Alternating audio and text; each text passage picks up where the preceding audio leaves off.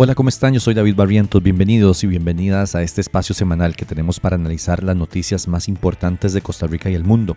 Le llamamos The Week. Esto es parte de La Hora Tica, un proyecto de periodismo independiente que sobrevive gracias a los aportes financieros que ustedes mismos dan. Tenemos contenido exclusivo para nuestros Patreons, estas personas que pagan una suscripción mensual. Uno de los contenidos exclusivos para las personas que se hacen Patreons de La Hora Tica son artículos de opinión de personas reconocidas de la política nacional. Y esta semana ya salió el primero.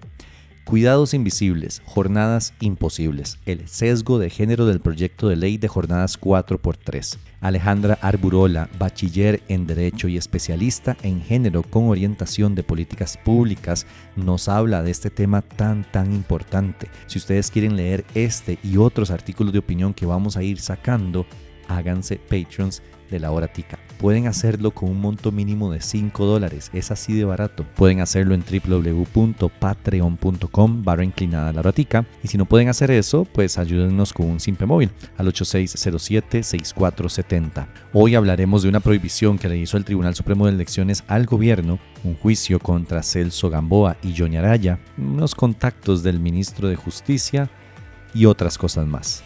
Iniciemos.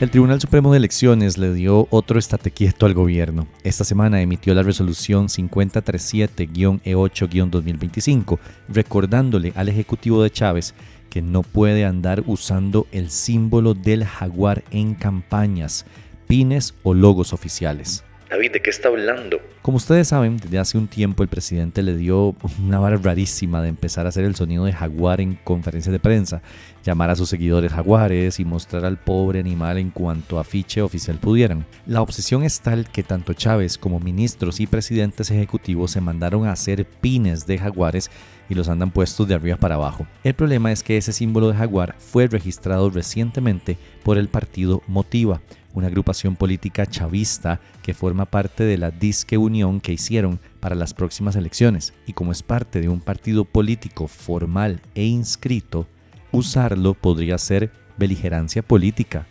porque ni el presidente ni los ministros pueden hacer nada que beneficie o perjudique a un partido en particular. Entonces, ahora les cabe una prohibición por algo que ellos mismos inscribieron. Ustedes entienden lo tontos que son. Y como si fuera poco, la resolución del tribunal responde a una consulta que hizo el mismo gobierno. Dios mío, a esta gente le dimos el país 4 años. Quienes tengan esta prohibición de usarlo y aún así lo hagan, incluido el presidente, se exponen a sanciones que van desde la destitución del cargo hasta la inhabilitación para ejercer cargos públicos por varios años.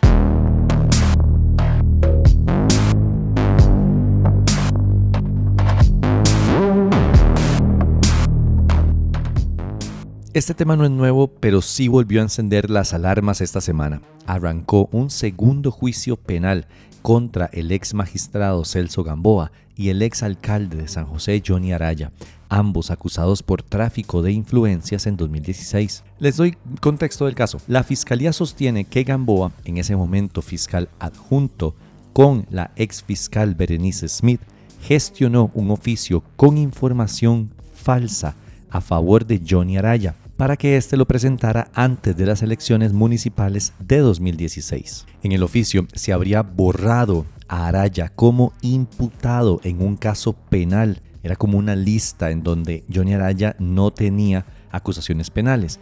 Luego enviaron ese documento a un medio para mejorar su imagen electoral. Es decir, habrían manipulado y mentido a favor de Araya. Ellos ya habían ido a juicio por este caso y fueron absueltos, pero por duda. Luego de las apelaciones de la fiscalía, se ordenó eliminar el juicio anterior y abrir uno nuevo. Sí, un déjà vu judicial que puede volverse eterno, honestamente. Ahora, con Araya de vuelta a la escena, los tribunales reabrieron el caso, con mayor presión mediática, cortesía del personaje principal llamado Celso, quien además está en prisión preventiva por cargos graves de narcotráfico, formulados por Estados Unidos en junio, lo que agrega dramatismo al asunto. Este caso es como que une lo político, lo mediático, lo penal. Tenemos un ex magistrado convertido en sospechoso de narcotráfico, tráfico de influencias, un exalcalde que busca limpiar su récord, suerte con eso, y una fábula de poder que nos recuerda cómo los contactos dentro del sistema judicial pueden valer más que algunos votos. Todo lo que está pasando con nuestro poder judicial es un llamado de atención, sin duda alguna.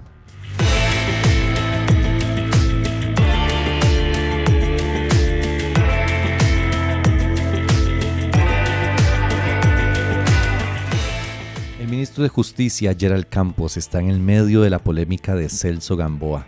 Sí, otra vez Celso Gamboa, por su aparente gran cercanía al acusado por narcotráfico. Esta semana admitió en entrevista con el medio El Observador que recibió hasta 3 mensajes de WhatsApp de la hora extraditable, pero no entremos en pánico. Asegura que fueron siempre de contenido informativo y que él actuó con responsabilidad. Ate vos. Uno de los mensajes fue sobre cortes de agua en un centro penitenciario enviado directamente por Gamboa al celular del ministro. Campos dice que, aunque pidió que lo formalizara por escrito, anunció que fue proactivo y llevó el tema a una verificación interna. El ministro actual no dijo cuándo se dio este mensaje, pero si Celso está en la cárcel y le manda un WhatsApp al ministro diciéndole que hay cortes de agua en la cárcel, ¿ustedes qué creen? Escuchen ustedes mismos. Recuerde que él tiene muchos contactos con mucha gente. Entonces él me dice, tengo este problema porque me dicen que están quitando el agua. Ok, perfecto.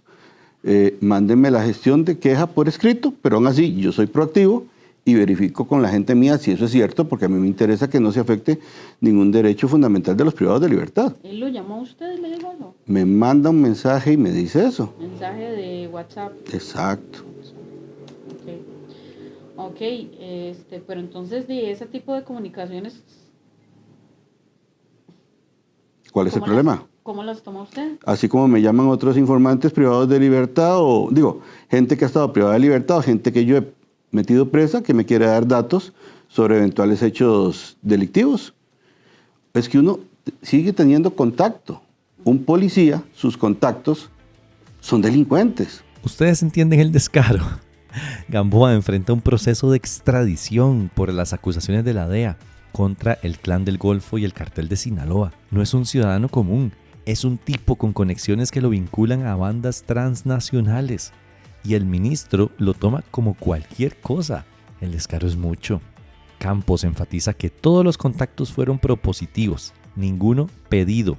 Lo contactó Gamboa y él actuó en sentido de derechos humanos carcelarios, sin otorgar favores ni exigir respuestas. Ajá, sobre todo, si se ha llenado la boca diciendo que los reos casi que ni comida deberían tener y resulta que ahora sí le importan los derechos humanos. ¿Hasta dónde puede un ministro recibir y actuar con mensajes de alguien bajo sospecha de narcotráfico?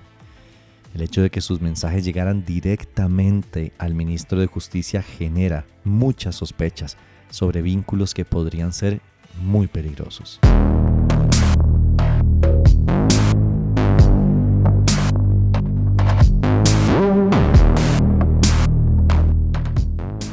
Malas noticias para personas trabajadoras y la inversión en Costa Rica. Intel anunció oficialmente que cerrará la operación de ensamble y prueba que tiene en nuestro país y la va a trasladar a Vietnam y Malasia. Según comunicaron, la decisión de ahí, en pocas palabras, es por plata. Optimizar la infraestructura de manufactura y generar mayores retornos sobre el capital invertido.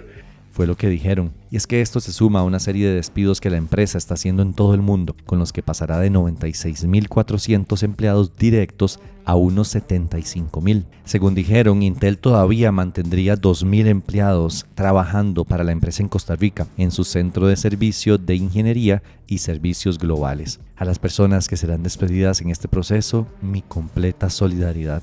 En serio, ojalá puedan encontrar empleo pronto.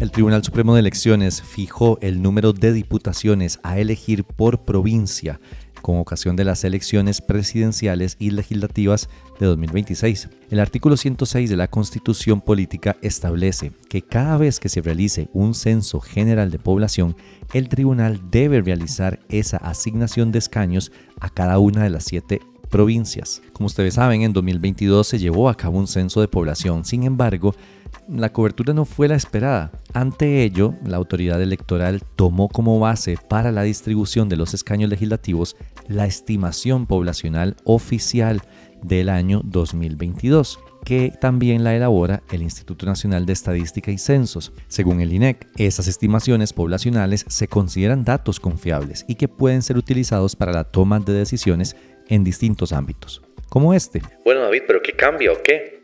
Lo que cambia es que San José, Heredia y Cartago pierden una curul cada provincia, mientras que Alajuela, Punta Arenas y Guanacaste ganan una curul cada una. Si tomáramos la distribución de curules que tendremos para 2026 y la aplicáramos a la asamblea actual, Jonathan Acuña, Vanessa Castro y Joana Obando no serían diputadas ni diputado, por ejemplo. Así que, partidos, pónganse las pilas, porque 2 provincias de la CAM ya no tendrán tantas diputaciones y 2 provincias de las costas ganaron espacio en la asamblea.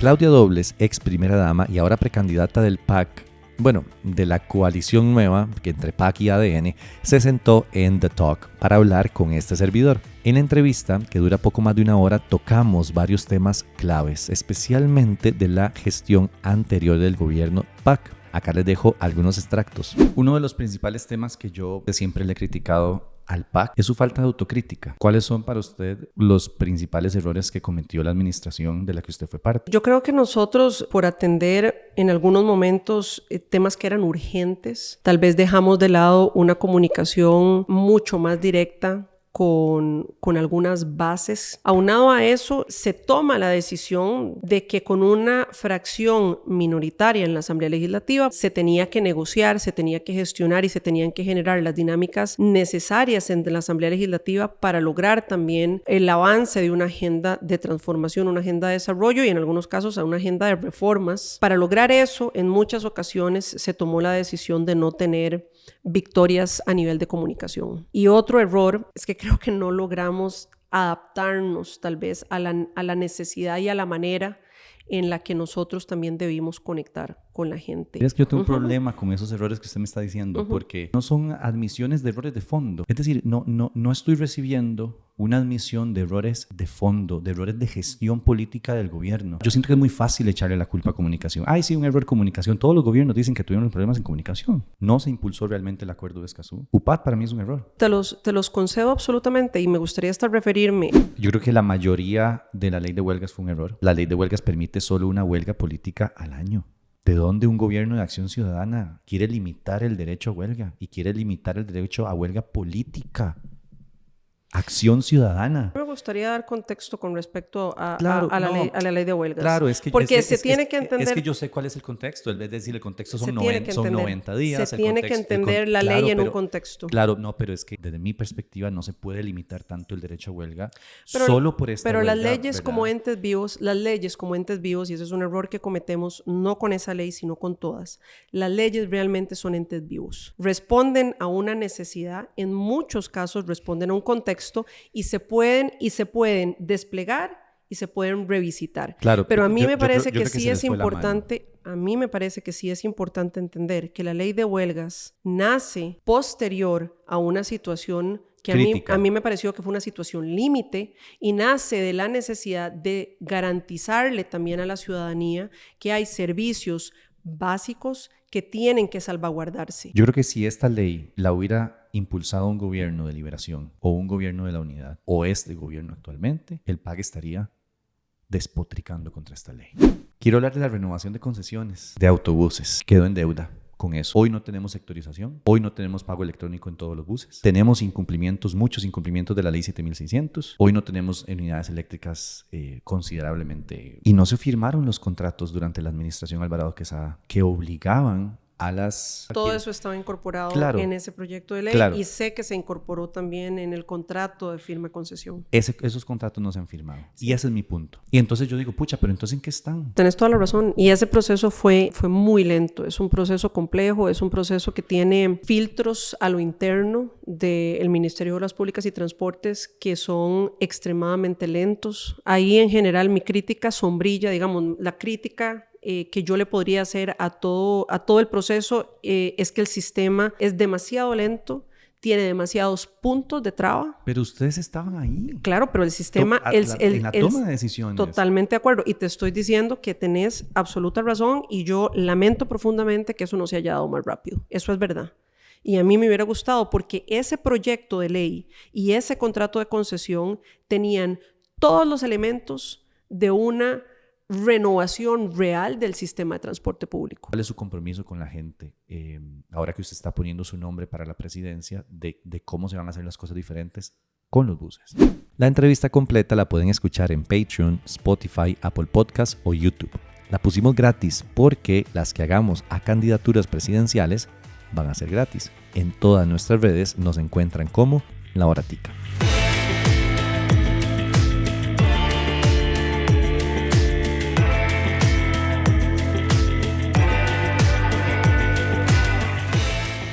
Esto fue un rápido resumen de las cosas más importantes que sucedieron del 21 al 25 de julio en Costa Rica. Recuerden que pueden seguirnos en todas nuestras redes sociales, @lahoratica. Pueden compartir todo nuestro contenido para que le llegue a más y más personas. Pero lo más importante que pueden hacer es apoyarnos con su financiamiento, www.patreon.com/lahoratica, o pueden hacernos un simpe móvil al 8607-6470. Chao.